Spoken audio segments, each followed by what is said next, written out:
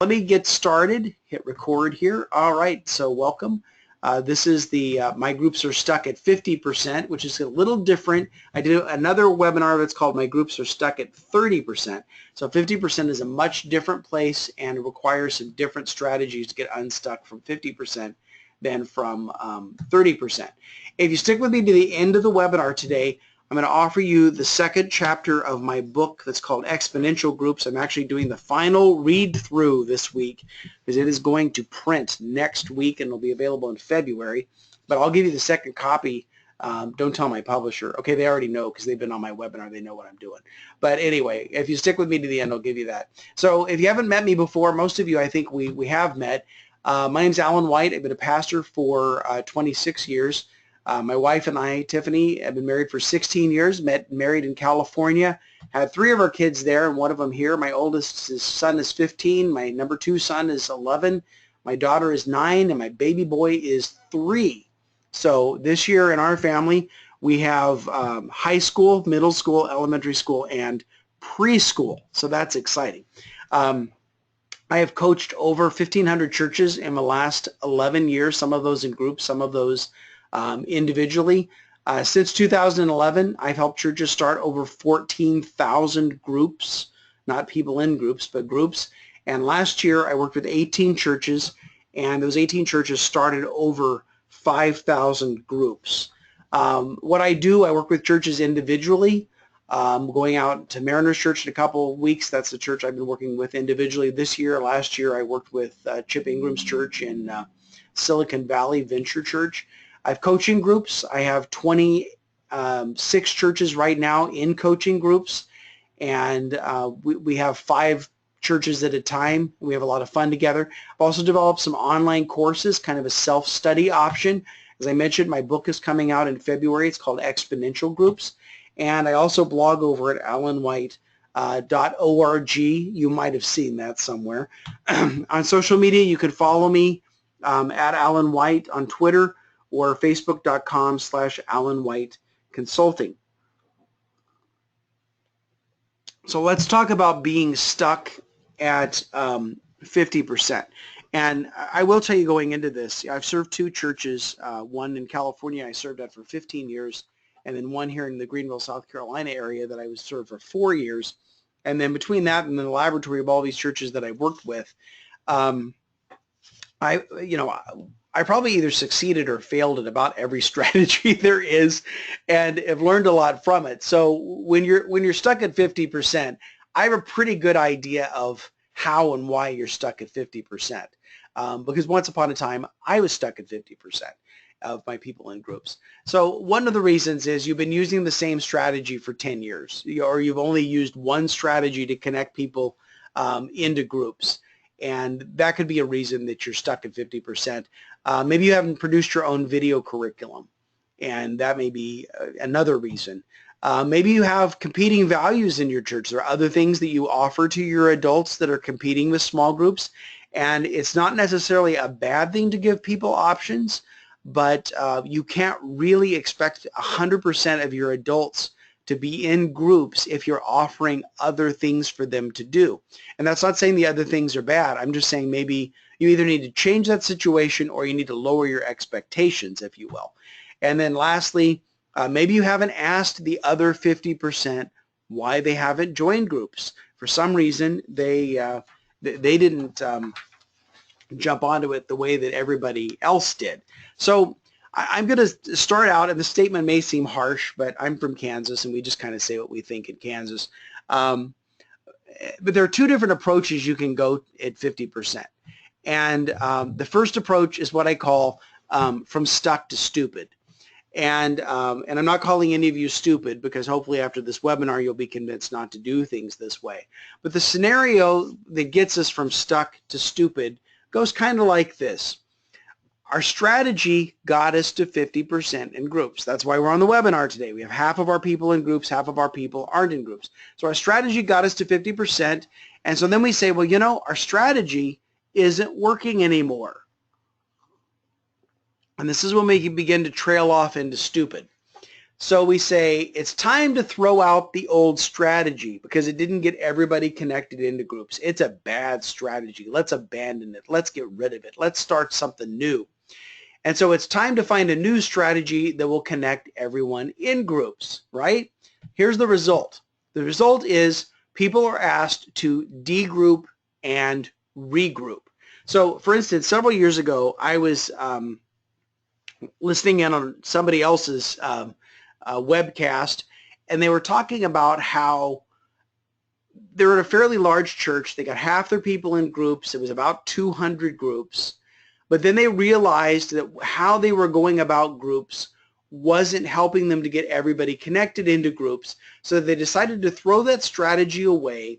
They developed a new strategy for groups, and they were celebrating how that out of the 200 groups they used to have, 120 of them had already signed up to do the new strategy. And I just sat there scratching my head. I thought, is it just me? But if you had 200 groups and you got rid of that strategy, you tried to get everybody into a new strategy, and you went from 200 groups to 120 groups, I don't necessarily call that progress. In fact, I would call that regress. So it's like you're celebrating the fact that you've lost 80 groups and you're happy about that. It's like, it seems like it's working, worse than it did. So you ask people to get out of groups and then, get into some other groups based on some other strategy that we think is going to work better. So our people get irritated because maybe they've got a lot invested. Maybe they like the group that they're in. Maybe they like the shock Sunday school class that they're in. And so they get irritated because you're asking them to change. And they don't want to change. People in America don't want to change. People in other parts of the world are open to that. Here, we're comfortable. We like what we have. So here's the problem. We adopt the new strategy. The new strategy doesn't connect 100% of our people either.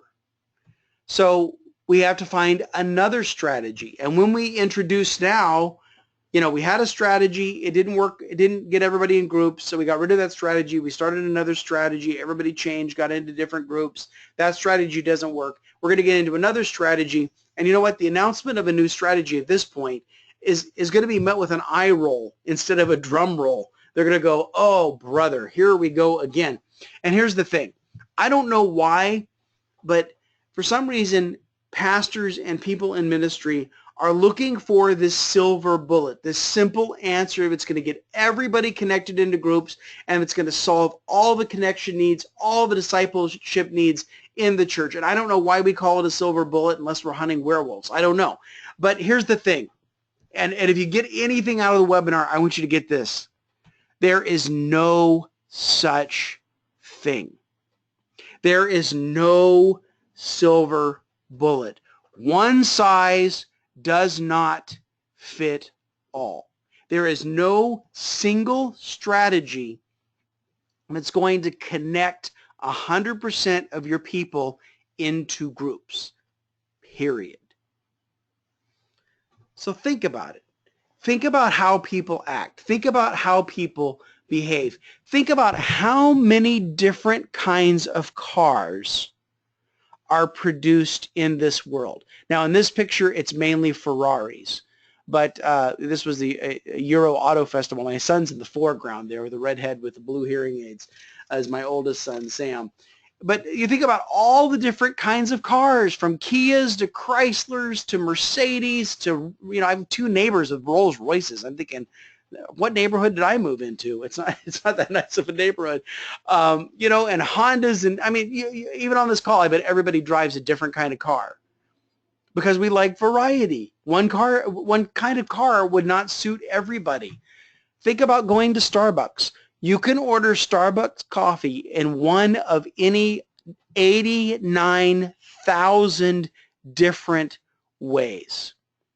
And you have your way that you like it, the temperature, the number of shots, the flavor, the type of coffee that you order. My favorite Starbucks coffee is just the regular black coffee at Dunkin' Donuts. That's my favorite Starbucks coffee right there.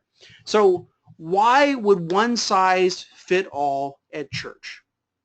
Why would we ever think that that would work? Because people come from a variety of backgrounds. People are at various places in their spiritual growth. People have very different schedules. They have very different understandings of spiritual things. Why would we think that if we offered them one thing in one way, that that's going to meet the needs of everybody in our church? In fact, if we're only offering our people one way to connect into groups, you know what we're offering them? The choice is take it or leave it. And the question is, how many of our people are leaving it because the strategy that we've put forth to connect people into groups is not working for them? And then we sit there and we wonder, what's wrong with these people? Why are they so stubborn? Why won't they get into a small group? Well, it's not working for them. So before you decide to start knocking down things in your church, I think it's important to take a look at what's working. And so if you have Sunday school in your church that is still working for people, let Sunday school work for the people that it's working for. I used to have these pastors. We went and did a lot of meetings in Texas. Nothing against Texas. Don't mess with Texas. But this one pastor comes up to me after this workshop and he says, I know exactly what I'm going to do. I'm going to go back to my church. I'm going to shut down Sunday school. I'm going to put everybody in small groups. And I said, you know, I know what your spiritual gift is. He says, you do? What do you think my spiritual gift is? I said, sir, you have the gift of martyrdom. And of course, as Rick Warren says, the problem with the gift of martyrdom is you can only use it one time. So you want to evaluate what's working. So maybe you have adult Bible fellowships. Maybe you have, you know, a men's study that meets for breakfast at 6 o'clock in the morning. At one church out in California, they had a men's group for dairy farmers, and they met at 4 o'clock in the morning before they had to go milk the cows. Maybe you have what I affectionately refer to as Women Addicted to Beth Moore. Maybe you have a midweek Bible study. Again, if it's working for somebody, let it work.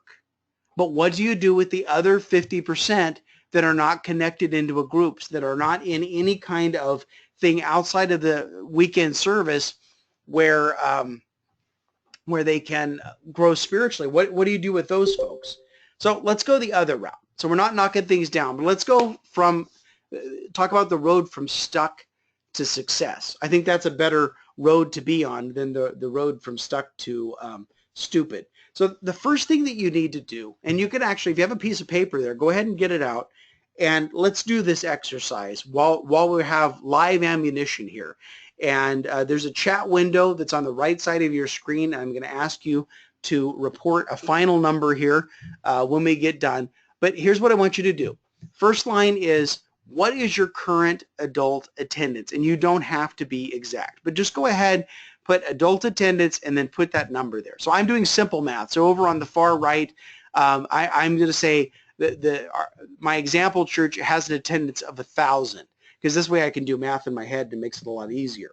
So from your adult attendance, so these are the average adult attendance of how many people attend on an average weekend. And so we put that number in. This isn't your Easter number. I mean, if you're brave, it could be your Easter number. But put that number in. And then what I want you to do is to subtract the number of small group members you already have in your church. So since this is a webinar called I'm Stuck at 50%, our church of 1,000 has 50% of their adults in groups. So we're going to subtract 500 people that are in their groups, right? Okay, we're not done subtracting yet. On the next line, I want you to subtract the number of people who are in Sunday school, adult Bible fellowship, support groups, and some of these people may be doubling up in small groups. That's okay. We're not going to worry about that right now. But any other type of group you have in your church, go ahead and put that number in here, and we're going to subtract that number from the total. Why? They're not in small groups. Why would we subtract this number? Because if they've been committed to a Sunday school class, and especially if they're older, then that class on Sunday morning is kind of a comfortable place. That's where their friends are. Maybe they don't drive at night. Leave them there. And again, other kinds of Bible studies, other kinds of groups, men's promise keepers kinds of groups, that sort of thing. Go ahead and put an approximate number. Support groups, Celebrate Recovery. What does that number look like approximately in your church? And so what you do is you take your adult attendance, you're going to subtract the number of small group members, you're going to subtract the number of other people that are doing other kind of adult discipleship sorts of things, and then your current needs. So my church of 1,000 minus 500 in small groups, minus 250 in other kinds of groups. So my current need is for 250 people that are not in groups to be connected into a group. Now, take your current need and divide it by 8. Because it used to be the average small group was between 10 or 12, and the average small group is actually smaller than it used to be, and it's more like 8 people. So if you take your current need, divide it by 8, that will give you the number of new groups that you need. See, it would be easier to divide that by 10 and say I needed 25. But I got my calculator out and divided it by 8. Now, what I want you to do in the chat window is I want you to go ahead and tell me the number of small groups that you would need to accommodate everybody that's in that category of your current need. So go ahead in the chat window, go ahead and put your number in there. All right, so Dawn says 37 and a half.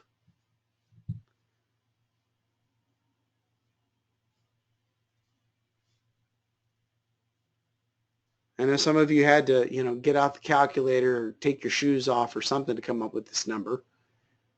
All right, let's see everybody's number. I can be patient. All right, Jay says 40. Welcome, Jay. Good to have you.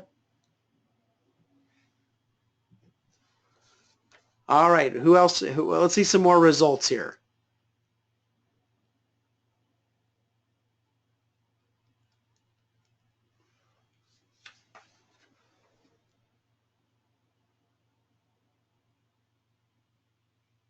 All right, we'll give it another minute. Want to see your number. Okay, Susie says 60. See, it's important to have this number in mind because I was talking to a pastor at a church the other day that they had an audacious goal for their groups.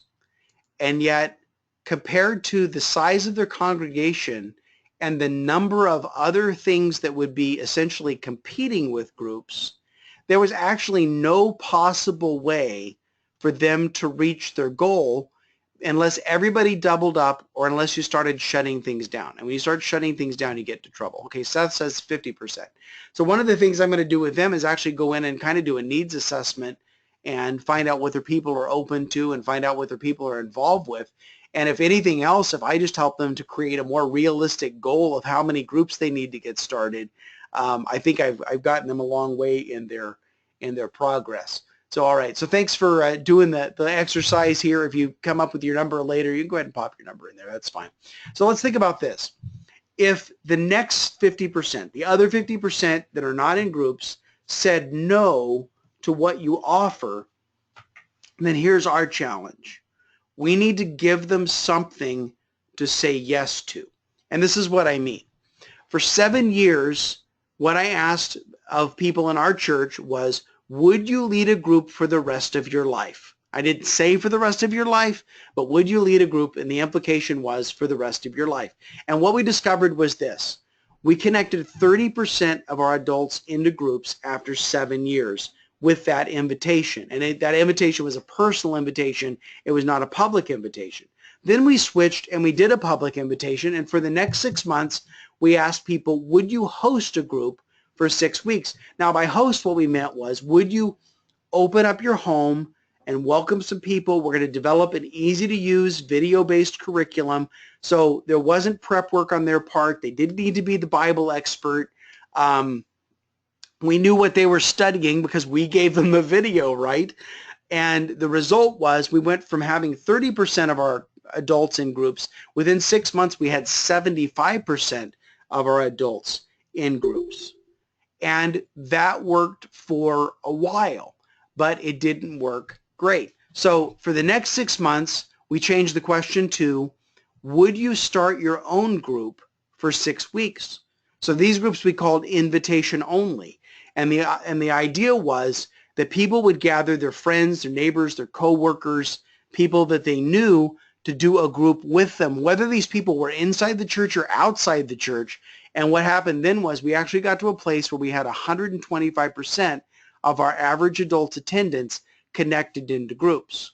Now, what I want to be careful to recognize here is we didn't go back and cancel any strategy that we had used previously. We still offered host homes. We still offered, our traditional groups that have been established. They kept meeting under the premise of where they started, and then we had host homes, and then we had people getting training, getting a coach, and giving them the curriculum, and then they went out and gathered the group. These groups were not advertised in any way, shape, or form, and we ended up with 125% in groups. So add a strategy. Don't kill a working strategy, even if it's only working a little bit. Don't convert your whole system to something new. You can add a strategy on top of the strategy that got you to where you are, and it's okay. There's no law, there's no rule, nowhere in the Bible does it say that you have to have one strategy to connect 100% of your adults into groups. And there's a question about whether the Start Your Own groups also used a video curriculum. Yes, they did. Because what we found was people didn't have time to prepare, or they didn't feel like they were knowledgeable enough. So we just used the video in that case.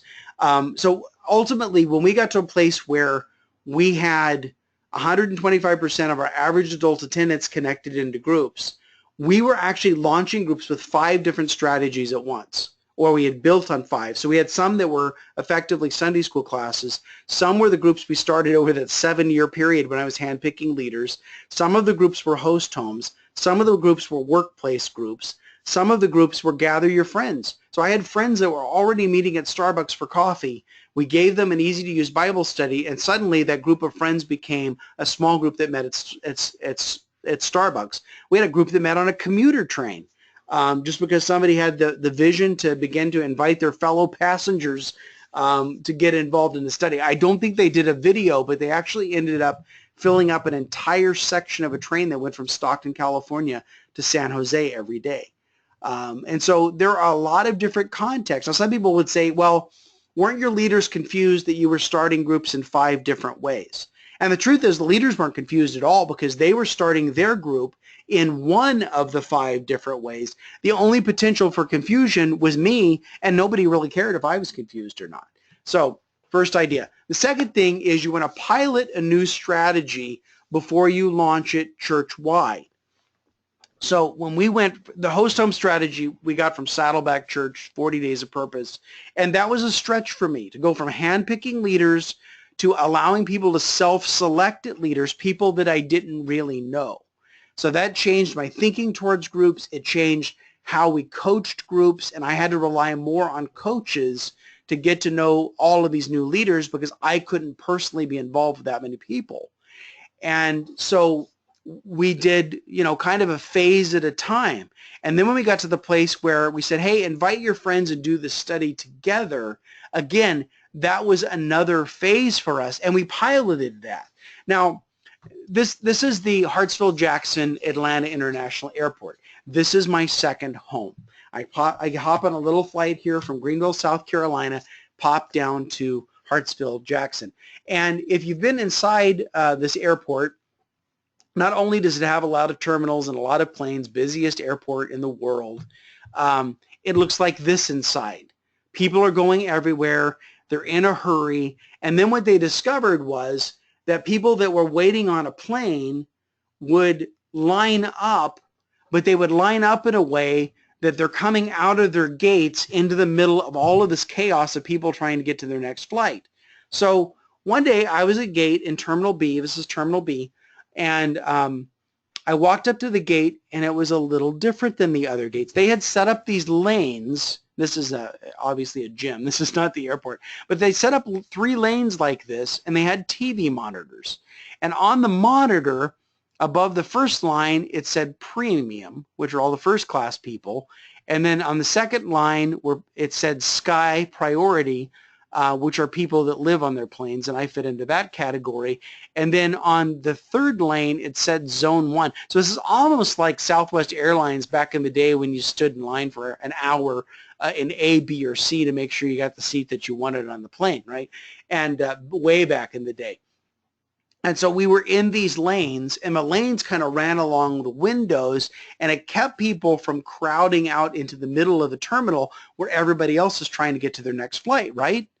Now, this was the only gate at Hartsfield-Jackson International Airport that had these 3 lanes. None of the other gates had this because this was a pilot study.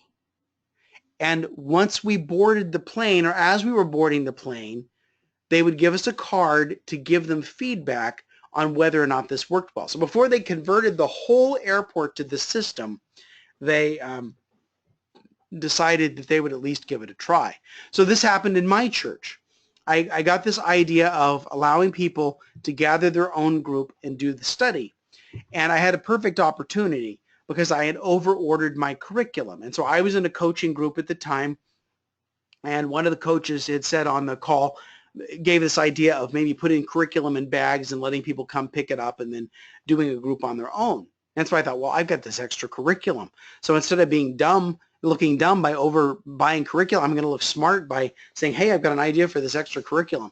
So I shared this with my pastor. We had 3 services. In the first service, he announced, hey, if you're not in a group and you'd like to create your own group, you can go back, see Pastor Allen, collect your materials. Did the same thing second service. We ran out of bags. So I had started 31 groups kind of on the fly after the service, but it wasn't an unlimited number. It was 31 because that's what I over-ordered. It could be smaller than that. And so I told him after the second service, don't advertise this in the third service because we're out of curriculum. And so he kind of cut it off at that point. But it was a good way to pilot something I had never done before. Now, here's the other side of the story I didn't know.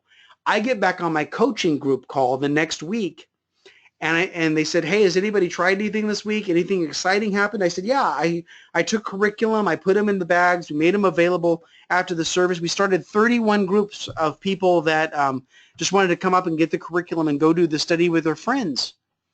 And the coach on the call that day said, dude, that's awesome. You're the first person to ever do that. And I said, what? I mean, I thought I was trying a proven method. Here I ended up being the guinea pig. But you know what? It actually worked out pretty good. And it actually led us into this idea of allowing people to start groups on their terms. And so we got to the point where, you know, very commonly for the host homes, we would do a sign up after the services on a Sunday morning. And so people would exit the building. We did this on our back lawn because, you know, California, the weather's always nice. So we would go outside and they would go to these folding tables that were set up. And then they would sign up to be in the groups for the hosts. But then we had another table that said start a group. And I had a sign. It was almost like 2 arrows. One pointed to the right and said join a group. The other one pointed to the left and it said start a group. And here's the interesting thing. Do you know where the line was? The line was at the start a group table. The line wasn't at the join a group table. In fact, we began to taper off the host strategy and inviting people to join groups and went more with gather your friends and do the study together. So there's a question here about what about vetting leaders? So here's the thing, and again, it took me a while to arrive at this. I mean, I went from handpicking leaders that I knew were good, mature people that weren't going to cause me any problems. And that was the criteria, and if I didn't invite you to lead a group, you did not lead a group. Because, you know, I felt challenged by some of these new strategies, but I would plead with God, and I'd say, God, I need quality control. And God kind of called me on that, and one day kind of spoke to me and said, Alan, when you say quality control, well, quality is your excuse, that I just want to control. And I was like, yikes. So here's what we did. If a group was open to new members and they were advertised, we put them in a little small group catalog. We put them on the website. They were there for the connection event. Or if we sent people to those groups, then they were vetted. They had a coach. The coach interviewed them. They filled out a little application. We made sure that we were in agreement. And even though it was a little bit of a risk, we felt pretty good about the people that we put up that way. Because by advertising their group, we're essentially endorsing their group. And so we needed to know them fairly well in order to allow them to do that. For the people who are going to gather their friends and do a group on their own, we didn't vet them at all. We got their contact information. We gave them a coach who would support them. And here's the reason. I wasn't sending anybody to those groups. I wasn't advertising those groups to anybody. They were inviting people that they knew. And my assumption was that the people that they invited, the people that they knew, their friends, already knew that person. And so I wasn't sending the pillars of the church to these groups. I wasn't allowing anybody to sign up for these groups. They were gathering the group on their own. Now, I always imagine this conversation of what if somebody was unhappy with this group that their friend invited them to. And, if they ever came up to me and they said, well, my friend invited me to this group, but it's not a very good group and he's not a very good group leader. And I can't believe you'd even let a group like that happen. I would say, listen, I didn't send you there. This is your friend. So this is on you. This is not on me. I've never had that conversation with anybody, but that was kind of the idea of it. What I discovered was by encouraging people to gather their friends and do the study together, that actually ended up being less risky than inviting people to be hosts, opening their home and promoting their group, because even though we were getting to know them, we probably didn't know them as well as we wanted to. So we found the thing of gathering their own group, because everybody has friends, neighbors, coworkers, somebody that they can invite, even if it's just a couple people, to do a Bible study. And so that's kind of the direction we went. It took me a little while to warm up to that, I'll be honest with you. But so here's the deal. Every pastor's fear is this, that you change something, your change alienates the base, giving goes down, and then the pastor gets fired. So you want to stay out of that scenario. So I would encourage you to pilot something first. And you say, okay, I'm intrigued by that idea of people doing the study with their friends, but I don't know if I want 30 groups like that. Well, you know what? Pilot it with 4 or 5 groups. And how do you limit that? You make 4 or 5 bags of curriculum available. You invite them to come to a briefing. They indicate that they want to be an invitation-only group. They meet a coach. You give them the curriculum. You don't advertise the group. And then they're going to go out and invite their friends. And then the coach tracks with them. And then you see whether or not they want to continue. You want to see if there are any issues. Now, I do have them fill out a little information sheet or application. And sometimes they kind of, admit to things, or there are things they don't want to admit to. So they just take the sheet with them, and then I never hear from them again. So it's a couple of ways that you can kind of work around that. But I found it to be a very, very effective way of doing groups. And I'll tell you about a couple of churches that, took it much further than I ever did. Another thought is, if your church has never done this, it might be time to consider creating your own curriculum. And in order to create curriculum, this is what you need. You need somebody that can run a camera. Ideally, you want 2 cameras so that you can, do some editing. Somebody that can edit video, someone that can write, someone that can do photography, so you can put pictures from your church, your people, your ministries in the curriculum, someone who can do graphic design, and somebody who could manage a project. And the cool thing about this is you probably have a lot of these people in your church already. In fact, I would, some of them may be staff, but I would even encourage people who are volunteers and get them involved in this, because the cool thing about it is, to me, you're opening up new categories of serving that are different from traditional categories of serving in a church. And, this can work really, really well. Now, you could recruit your own team, or there's an alternative. And the alternative is you could hire my team, and that's going to cost you $35,000. So maybe recruiting your own team is not such a bad idea. So you think, no, we don't have people like that. We don't have talent like that. Well, let me tell you about a church I worked with a few years ago. Dallas Baptist Church in Dallas, Pennsylvania. Never even knew there was a Dallas, Pennsylvania. Dallas Baptist Church is a church of 50 adults. And they decided to produce their own curriculum. And they had to do it with volunteers because the only employee at the church was the senior pastor. It's a church of 50 people. So Pastor Jerry Branch is the pastor of this church, and he stood up on a Sunday morning and he said, I have this vision for us to create our own curriculum. Is there anybody here who could operate a camera? And hands went up. Is there anybody here that can write? Hands went up. What about editing? What about graphics? And he said hands kept going up. What about project managing? And he said he was amazed. Out of 50 adults, he had multiple people that fit into all of these roles. So then as our team was coaching him, they would set up a laptop at the end of a conference table with all of their team gathered around it. We met every week. It was usually later at night. And I didn't lead the meeting. The project manager led the meeting. I was there as a point of reference if they had any questions, but for the most part, as they began to gain experience doing this, especially when they did this second time, they didn't need me as much as they thought they did. Here's the end result. They created a curriculum and actually connected 100 people into groups in a church of 50 people. They had 3 groups that met in prison, and brace yourself, they called these groups their cell groups. Yeah. And then they turned around and wanted to do a second study in a church of 50 people. Now, I know what you might be thinking. You might be thinking, what kind of curriculum could a church of 50 people possibly produce? Well, here it is.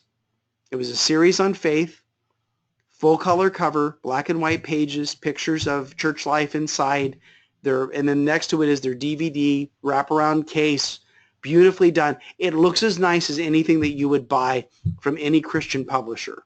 And this was created by a church of 50 people. What is cool about this is that a missionary that was associated with this church decided to translate this curriculum into Hindi so that he could use this curriculum in India. So a church of 50 people in Dallas, Pennsylvania, in the middle of nowhere, created a curriculum, connected twice as many people in groups as they had in their congregation, and then had their curriculum translated and used in India. I think that's pretty cool. So if your church is 49 people or less, you're exempt from creating your own curriculum. But if your church is 50 or more, I think Dallas Baptist Church proves you may not have any excuse. So anyway, and I see some questions popping up. I'm going to get to those at the end. Let me tell you about another great church. This is Northview Church, Carmel, Indiana, a little bigger. This is a church of 4,000. And they had a great run with the host home strategy. And the idea is people would self-identify as leaders. They would find out a little bit about, who was leading. They would get people connected into groups. In fact, when I first met them a few years ago, they already had 3,000 of their 4,000 people in groups. They were at 75% and they were stuck at 75%. And to be honest with you, I had never heard of a church only using the host home strategy and getting to 75%. But we did something different. We helped them to create their own curriculum. They did a series on relationships, and rather than creating something brand new, what they did was the pastor went back through his sermon files and found 6 sermons he had preached on relationships. And then the team took those sermons, edited them down to 10-minute scripts, handed them back to the pastor. He reviewed them, and then we put them in a teleprompter, and he presented the teaching. So we just repurposed existing content, and then we gave them a new invitation. Instead of open up your home and host a group, we said, if you're not in a group, would you get to know other people that, or would you invite people that you already know to get together with you and do this study? And here's the cool thing. They already had 3,000 of their 4,000 in groups, right? They added another 200 groups for this family series. I mean, we were blown away. They were blown away. But here's the difference. They had been making the same appeal for about 10 years for people to get into groups through a host home.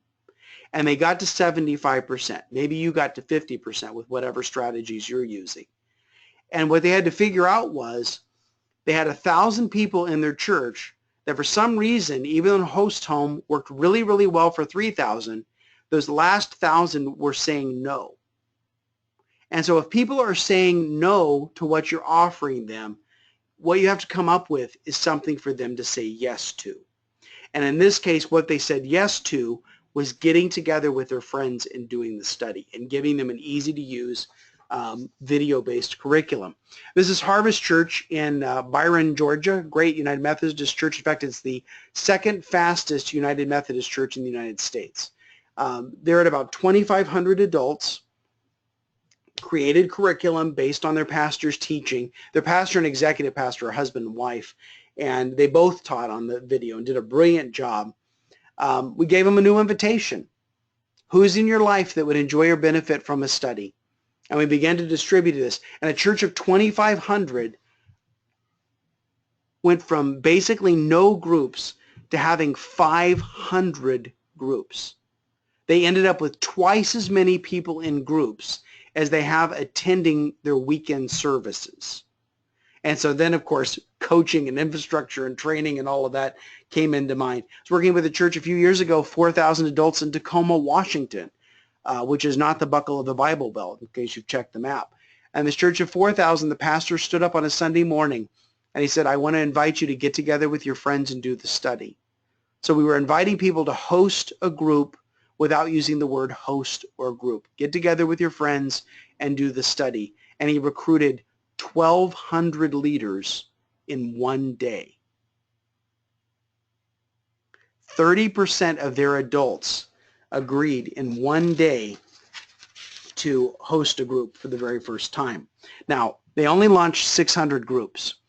And so I told the small group pastor, you know, knowing the background of this church was the same as my background, I said, now what you have to do is you have to go to the other 600 and you say, listen, if you love Jesus, you want to go to heaven, you better get that group started. Now, we were just joking, but some of them were married and they led together. But I've really seen remarkable things happen in, again, doing something different, creating a video instead of buying a video. Doing something different, allowing people to do a study with people that they know instead of with strangers. And again, if they've been saying no to what you've been offering, what can you give them that they might say yes to? All right, so I'm going to talk to you about something that's a little different from the topic, but it could actually help you. And that is this. And again, let me remind you, if you stick to the end, I'm going to give you the second chapter of my book. So that's your incentive to hang in there. I am starting a coaching group in January that's going to meet for 6 months, from January to June. And in the coaching group, we're going to cover the current needs in your church's small group ministry. So one of the needs is, how do we get beyond 50%? How to engage your senior pastor in groups. And this is huge. Your senior pastor will get 3 times the number of people that you would ever get as an associate pastor. How do I know that? Because I've been an associate pastor my entire ministry, and I got 30% of my adults in groups after 7 years. And then my senior pastor, the first time out, invited people to host a group, and we doubled our groups in a day. It had taken 7 years to get to 30%. It took 1 day to get from 30% to 60%. It was pretty crazy. Effective recruiting strategies, sustaining groups through coaching and training. And again, I kind of touched on these things today, but there's so much more detail behind this that I can't possibly do in an hour-long webinar. Trends in curriculum, how to produce your own curriculum, what to track, how to track it, building groups while you're wearing many hats. I don't know about you guys, but I have never had the single role of small group pastor. At either church, one church was 1,500, the other church was 6,500. I didn't have a lot of staff. I had multiple jobs, and so there's a way to kind of juggle all of that and put your energy into the right things that are going to help your groups to grow numerically as well as grow spiritually. And it's the same effort. It's just a matter of where you're focusing on developing your groups. Creating a small group team is one of the strategies. Both churches I served in, I had a small group team to help me oversee and manage the ministry. And so here's what's included in the coaching group. We'd have goal setting and strategic planning for your church. So even though it's a group setting, it still involves, what specifically happens with you. I'm working with 28 churches right now, and those 28 churches are basically doing 28 versions of the same thing.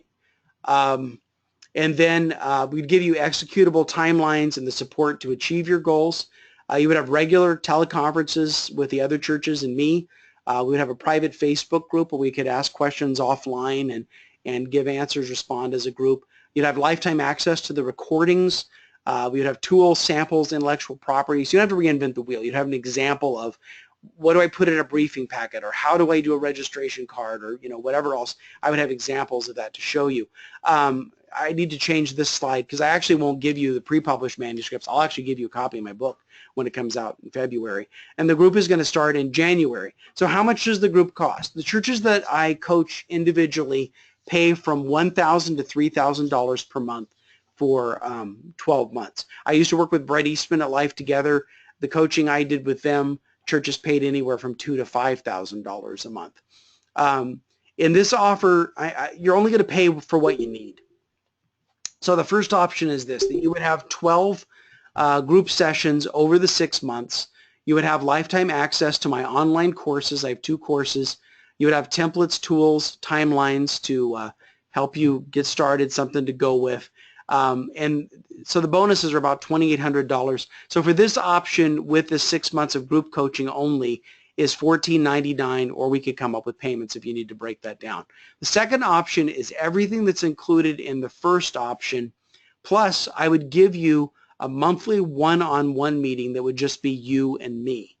And so the price for that option is $19.99, and it would include the one-on-ones. I think this is probably the best value out of the 3. The third option is all of option 1 plus the one-on-ones in option 2, and then I would do an on-site assessment where I would spend a day with your team. We would collect some data ahead of time. I would present, spend some time in conversation with your team.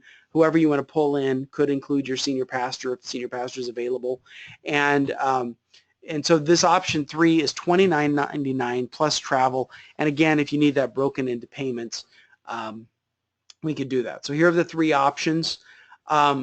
Here's the other thing, is if you get into this, by the end of January and you go, this is not what I thought it would be. It's not as helpful as I thought. I'm not sure about this. You know what? I'll give you all your money back. No questions asked. So I'm taking all of the risk on this thing. Here's the other piece of this, and I'm almost done, is there's an additional bonus, and that is if you register between now and 7 days from now. So between now and the 10th, then I'll start coaching you now. I'll give you 3 one-on-one calls with me, so 3 30-minute sessions with me, and then a group meeting that's on the 10th with all of my current coaching groups. Our guest is going to be Greg Hawkins, who is the ministry director at Oak Hills Church in San Antonio, Texas, with Max Lucado, Randy Frazee. Prior to that, Greg was the executive pastor at Willow Creek for 20 years. And so you would get in on that meeting as well. And we could also start planning now for your January launch. Otherwise, if you don't start till January, then you're probably planning for something that may happen after Easter or something that may not happen until next fall. So if we start now, we can start working on it now. So if you're interested in this, then let's talk. You can email me, alan@alanwhite.org, or my cell number is there as well, and just feel free to contact me. And if this seems helpful to you and something that's doable, I mean, basically, we're talking about the same money that you would pay to go to a conference. Only you're not sitting in a large audience, and it's more than a couple of days. It's 6 months. And plus you get to ask questions and interact, which you usually can't do much at a conference because it's a large group setting. So for basically the same money that it would cost to buy a plane ticket, go to a conference, stay in a hotel, you can stay in the comfort of your office or wherever you want to go, and on your laptop we would meet like this, only I would not be doing quite as much talking, and connect. So if you're interested in that, just let me know and we can talk about it. So if you have any questions about the coaching group, any questions about things that I talked about today, I'm going to unmute everybody, and we can spend a few minutes talking. I've got about 10 minutes I can stay on with you. So if you have any questions, anything I didn't cover, anything I skipped over. I know this is one question here. Don's asking, would you recommend following/coordinating with a sermon series? It depends. If your pastor preaches in a series, then it would work. if you purchase the curriculum and you're doing a sermon series along with a purchased curriculum, then I would highly advise to do a sermon series that goes along with it. If you produce your own curriculum, though, you have a choice. You can either do the sermon series that goes with it, or the pastor can promote the groups, and because the pastor's teaching is on the curriculum, the sermon series is not quite as important as it was like for 40 Days of Purpose. But the reason your pastor needed to do a sermon series along with 40 Days of Purpose was because you were buying Rick Warren's material. And in order to show that it coordinated with the ministry of the church, then you had to have an alignment with the sermon series and then the pastor promoting groups. Now, what we thought was the secret to that was Rick Warren's teaching. As we began helping churches to develop their own curriculum, what we discovered was that your pastor on the video and your pastor promoting groups is more important and more effective than buying curriculum from Rick Warren or Bill Hybels or John Ortberg or anybody else. Nothing against those guys, but your people would rather hear from your pastor than from anybody else. So if you do your own curriculum, yes, you can align with the series, but if your pastor doesn't speak in a series or chooses not to align the sermons with that series, you're still in great shape because it's your pastor's content, and that will become not only very appealing to your congregation because they already like your pastor's teaching, it will also become very appealing to your pastor because he's made an investment into your small groups by producing the teaching in the first place, and your pastor is going to want to see that succeed. So he'll be more energized into promoting the groups. All right, any other questions or thoughts? If you have a microphone, you can speak up. Otherwise, you can use this chat window. You can follow along, but I'd be happy to take any questions or clarify anything that maybe I wasn't clear on in the webinar. You guys were the first ones. So any other thoughts or questions?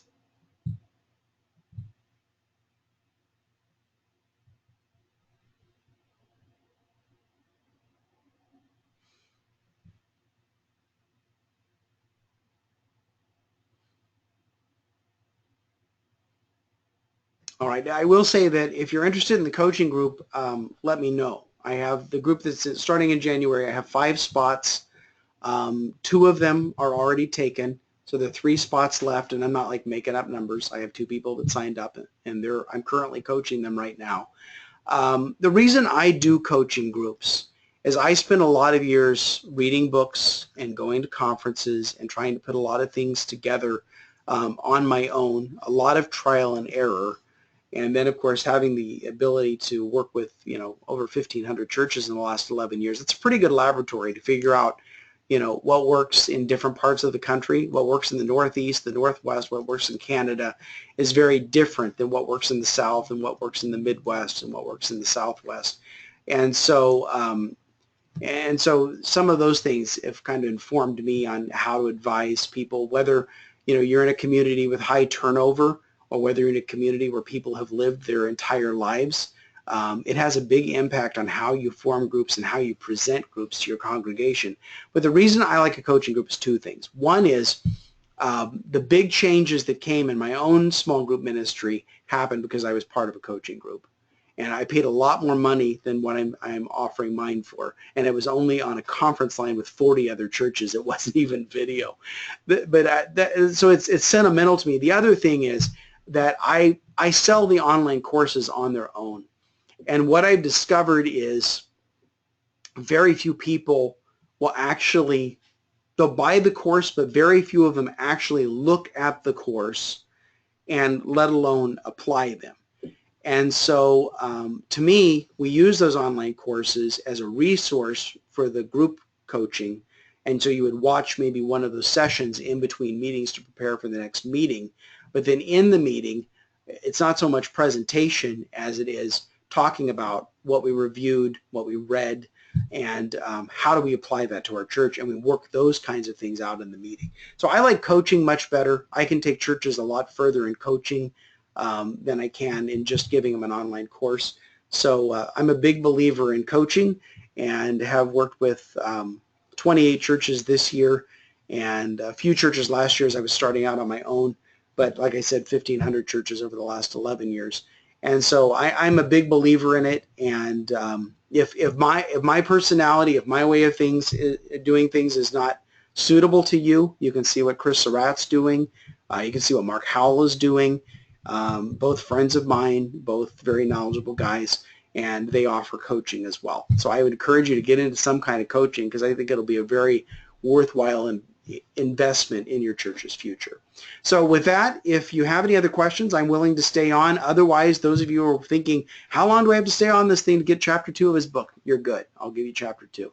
But anyway, if you have any questions, go ahead and type them out or speak up, and be happy to spend a few minutes here with you if you'd like to.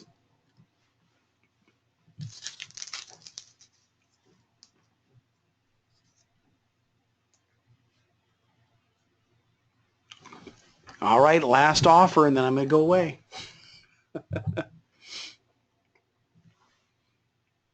All right. Well, thank you guys for joining me. I appreciate it, and I hope you benefited from this. If you have any questions, that you can either send me an email, or we can talk. If you're interested in the coaching group, jump on it, because I have other people looking at that. So, oh, we do have a question. Have you found it difficult to get millennials into groups?